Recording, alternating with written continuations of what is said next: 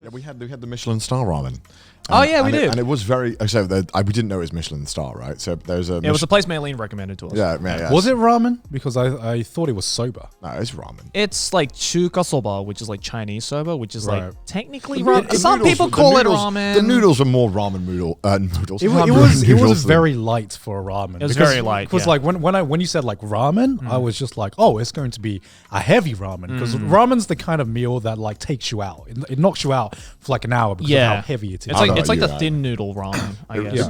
It was good. It was light, good. but you know, when I was thinking about it, I'm like, okay, what do I think I have the wrong expectations of Michelin star. I think I expect some kind of stupid, luxurious, like gourmet thing, but I guess it's more about value.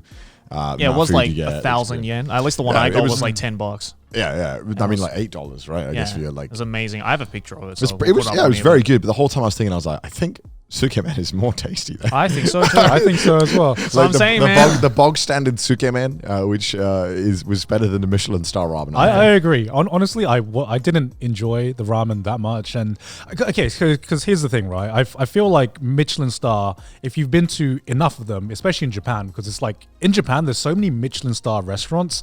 But I've realized that with Michelin star, you come in with like the wrong expectations, right? Yeah. And this is going to make me sound, make me sound so fucking privileged. Michelin stars aren't all that great. It's a Michelin star, Gone. It's a Michelin star. But like, here's the thing, the right? tile man? No.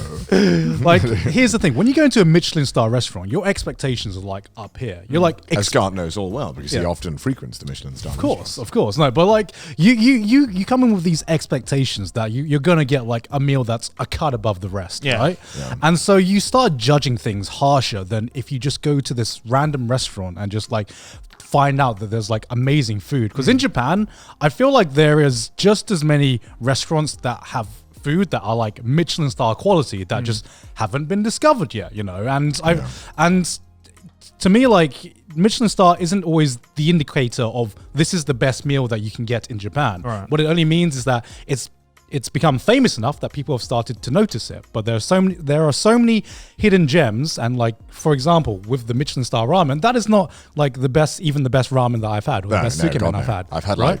I've had like sketchy ass places that. I honestly think the insect ramen I had for my video was actually better. Yeah, and that has 150 crickets in it. Not shitting on this. We haven't named the ramen place because also don't want to like fucking. I'm saying that because the insect ramen was actually fucking amazing. No, and also like, because it's Michelin star, it actually made it a worse experience for me, right? Because you wait in line because your expectations are too high, right? Well, one, your expectations is high, and two, it's really, really fucking busy, right? So in this ramen shop, it's a tiny ass ramen shop. It's like, when we say Michelin star, it's a normal ramen shop. Ramen stores in general are like not. I would say they're good dining experiences. Yeah. Like it's like if you want to come here and chill out with your friends, don't go to a ramen place. It's a come in, eat, and go. Yeah. I mean, that place only seated like what 10, 12 people maybe. Exactly. It's busy. It's like narrow. You're like, if you're even remotely larger than normal, you're gonna have a tough time squeezing past everyone. It's like not fun. We went at about 2 p.m., so not even close to peak time, and we still had to wait like a good 20 minutes, good 20 minutes. And this is when the country is closed to tourists. So when tourists come back in, I was talking to some people who've waited for this ramen for like an hour and a half, 2 hours, right? And you get shepherded in, and then you're expected to just eat the ramen and leave, right? There's no downtime. You get given a bowl, you eat it, and then leave. You can't, like, to me, part of like the food experience is just like not feeling pressured to eat the food, but just like feeling like I can take my time to enjoy this food. Yeah, right? I couldn't even like bask, like as good as the ramen was, I couldn't bask in it because there was the pressure of, I could take my time with this, but I'd also be pissing off the 20 other people still waiting in line. Exactly. Standing outside. This is why I've realized that ramen is best at like midnight. Yeah, like you can just like, because they always serve beers. Everyone's having like a good time in there. Like it's a way more fun atmosphere. Like some of the stores that open 24 hours normally have a few more seats as well. It is the ultimate midnight snack for sure.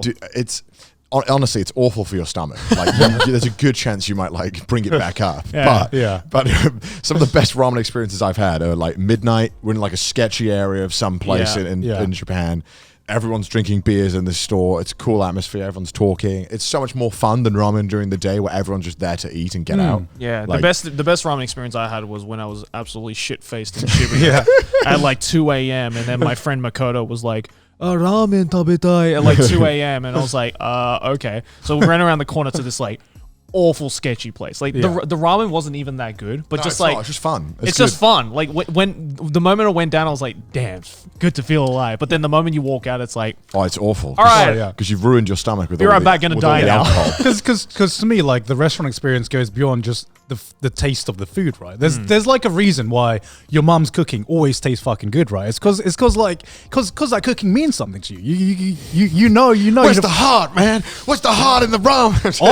Honestly, you can taste in some Japanese restaurants where they put the heart into the cooking. Oh, yeah. And like it's so obvious with some like very small shops. I mean, I just think that I realize that I don't like ramen as much as I want to like ramen. Like, I Uber Eats sukemen on sometimes, Right. and that shit is fucking good. Yeah. Because also ramen travels terribly. That's why I never ever order ramen.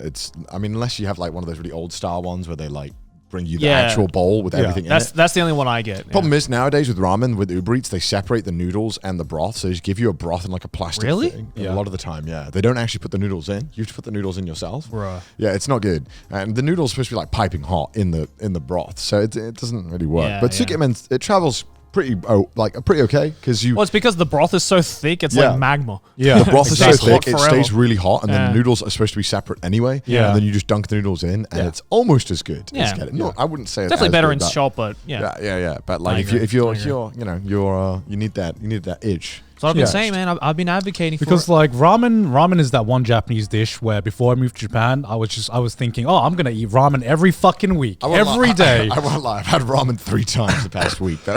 Really? But I didn't have ramen for like months before that. Oh, so- yeah. Yeah, I was saying like the last time I had ramen before we went to this Michelin star ramen place was like I think A year before. a year before. That's just because I have like zero craving for ramen. Because why would I have ramen when I can have tsukemen, right? Like, but the one dish that I haven't got bored of though is sushi. Like I eat sushi at least once a week. Really? At least once a week. Damn, yeah. you eat more than me. And I love sushi. I probably go maybe like, 2 or 3 times a month. I wish there was like a really quick and easy one near my house. I would probably go. I don't want to order it. It doesn't Yeah. order well, but like I feel like there's a few conveyor belt sushis near my place, and it's just perfect for lunch, man. It's Yeah, quick, they're like it's the ones that easy. are like 100 yen. Because like, even like the 100 yen sushi, which is like 80 cents for like one piece of like salmon or something. Yeah. Right? It's so good.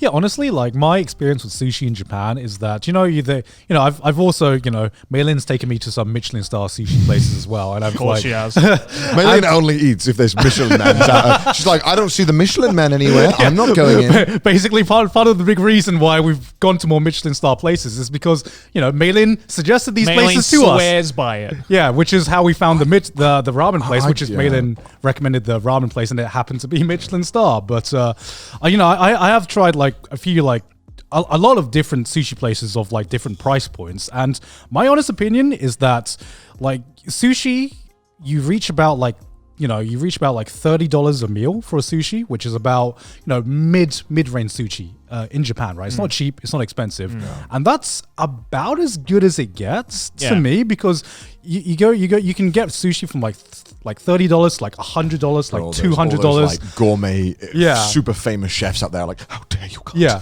How dare you? And like my honest opinion is that I've had the expensive sushi, and I'm just like, it's better, but it's not that much better than like the $30 sushi that I can get. That's how it always is, though. Like, I find that the meals that are a little more pricey than the normal ones are generally like the nice ones, and then when you get to the stupid extravagant levels of price, it's just like not that. Yeah, worth it. It's like a tenfold increase for like a 5 to 10% better meal. I think I would argue that like if you're ever going to go to like especially like the high end sushi places, which is all around Tokyo, then like get something that you can only get in that high end restaurant. Right? Yeah. Like, so like because I remember I took my friend Luke to like the really high end sushi place because he's never been to like a high end sushi place. Yeah. So I took him to the one in Harajuku. Yeah. And it was like $400 between the two of us. So it's like really Some high rice end. and a bit of fish. Yeah. Oh, But that place has like I think I don't know if you guys have been to it, but like it's the one where you can have like the 9 different types of sea urchin.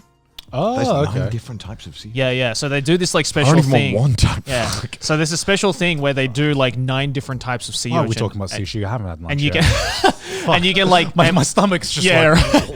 And you get like taste tests, like the different types of sea urchin from like different parts of Japan and around the world and stuff. And like that is like cool because I'm literally salivating. Yeah, now. right? I'll give you $0. like that is cool because I've only ever seen that in that store. Like Yeah, it's yeah. expensive, That's but cool. that is an experience that you can only get in that store. Like you can't go to like a fucking sushi chain for that shit, right? But like if you're just gonna go to a high-end sushi place and just order fucking salmon on rice, then like Yeah. there's no point. There's no difference. Like the average person is not that much of a sushi snob where they're gonna be like, oh, this isn't the high grade salmon that they're using. Oh, it's just like even if it's high grade salmon, it's like a like 5% increase on how better the taste is, right? And sushi is basically just it's rice, it's the fish, it's the wasabi, and it's just like the soy sauce they put on top. Yeah. And like it's basically you just have to like make sure the ratios are right, and then there's Golden only ratio. and then there's only like so much the fish can be fresh, right? Yeah. At which point do we just like say, hey, you just can't make this taste any better with the ingredients you're given, right? Because unless you have like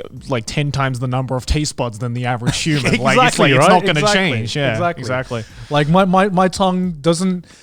Like I'm not part of like Shokugeki or something. I can't like taste like the exact percentage of salinity in a fucking dish. Although I must say, when I did try the 9 different types of like sea urchin, I was ready to take my shirt off from how good it was.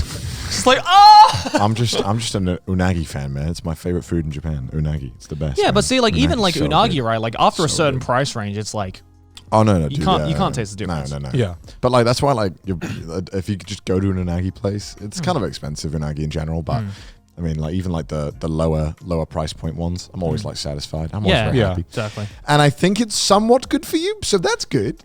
Is it? It's not terrible. It's for not you. terrible It's for got you. a lot of like a lot of good omegas, those fishy oils. But they are also going extinct as well. That's the reason why their prices are Well, getting higher isn't and it like higher. Japan eats like 80% of the world's eels or something? Something like that. But yeah. then there's tons of eels from other countries. It's 80. It's like most of Japan's eels. They've Yeah. like nearly yeah, eaten. yeah, to they're like almost all extinction. gone. That's why they're just getting more expensive. Yeah, I saw like a whole Business Insider video on that. yeah, because Japan has this thing of like we don't want to import foreign things. It's lower Yeah. quality. Well, they're But starting now like they're eel doing it, farms now, right? Yeah, where they import the eels like as babies from other countries. Yeah. and then grow them in Japan. They're Japanese eels. It's just like Japanese eels. Yeah. Hafu eels. Yeah, which is why which is why I realized, when you go to a restaurant and they serve you this like really expensive dish or really expensive meats, right? Yeah. That doesn't necessarily mean it tastes any better because a lot of more expensive Yeah, no, of course meats not. weren't that expensive